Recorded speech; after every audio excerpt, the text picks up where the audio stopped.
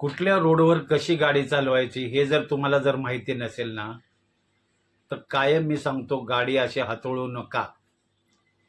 कारण तुमच्या अशा गाडी चालवण्यामुळे म्हणजे एखाद्याचं तुमच्या अशा गाडी चालवण्यामुळे नाहक बळी जाईल. नमस्कार, ड्रायव्हिंग भावामध्ये आपल्या सर्वांचं स्वागत आहे.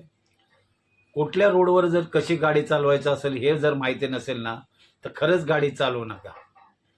समोर इतकी मोठी बस दिसते, क्रॉस होते, रस्ता इतका मोठा नाही, हायवे नाही किंवा एक्सप्रेस हायवे नाही, गाडीचा वेग मर्यादित असायला हवा. जर ती व्यक्ती दारू पिली हे काय आपल्याला कळलं नाही, ती व्यक्ती मोबाईलमध्ये पण असू शकते. गाडी चालवताना ना मी कायम का सांगतो, एकाग्रता पाहिजे.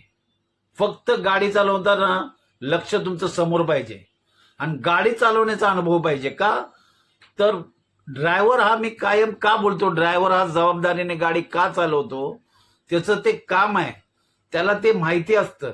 100त एखाद्या ड्रायव्हरची चुकी होती, मी असं म्हणत नाही की ड्रायव्हर कडून चुकी होत नाही, 100त एखादा. पण जो अनुभवी ड्रायव्हर आहे ना, त्याला माहिती असतं वळणदार रस्ता आहे, हायवे आहे, गावचा छोटा रस्ता आहे, चढण आहे, उतरण आहे, त्यामुळे तो आपल्या मर्यादित वेगातच चालवतो. अनुभवी ड्रायव्हरचं सांगतोय मी.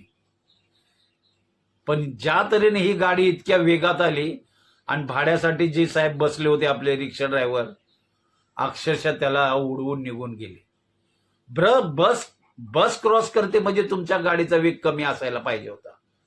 जर ती बस थांबली असती, तुमचा सुद्धा याच्यामध्ये जीव गेला असता. कारण ज्या तऱ्हेने स्पीड न आली म्हणजे त्या बसच्या पाठच्या टायरच्या इथे तुम्ही गाडी ठोकली असती.